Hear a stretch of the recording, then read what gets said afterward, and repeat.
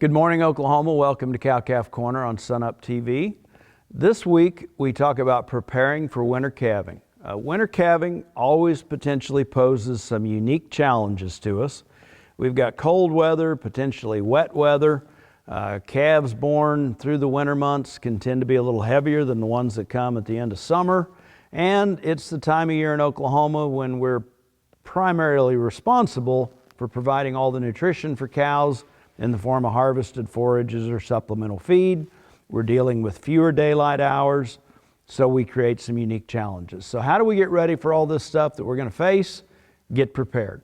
When we think about this time of year, hopefully we've taken into account that in the last trimester of pregnancy, or as these cows or heifers begin to lactate, we're going to see additional protein and energy requirements in those, so we want to feed accordingly. As we think about managing the cow herd in times of the year like this, the Mesonet Cattle Comfort Index is something we can find online. Gives us a feel for the days and the temperatures that we maybe need to provide a little additional nutrition just because of cold or wet weather. For example, as we get below 32 degrees, for every degree colder than that we increase cows' energy requirements by about 1%.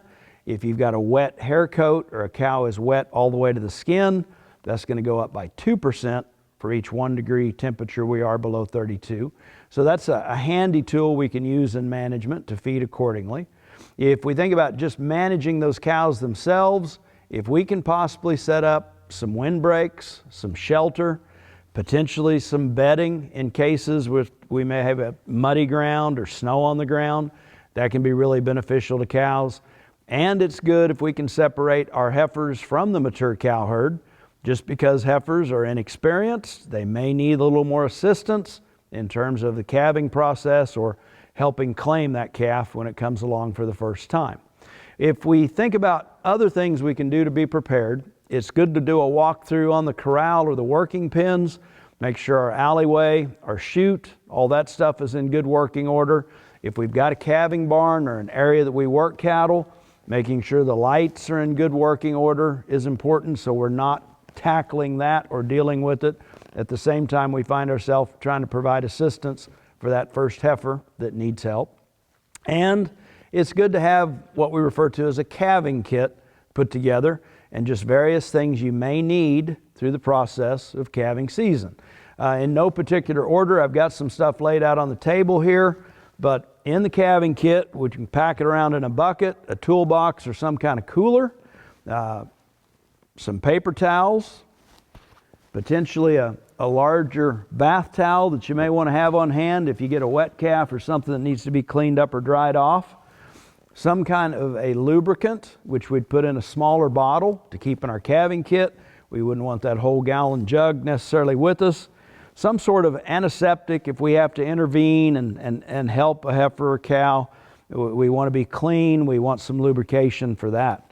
A flashlight is also pretty handy, and probably all of us anymore have got an iPhone that comes equipped with a flashlight function on it.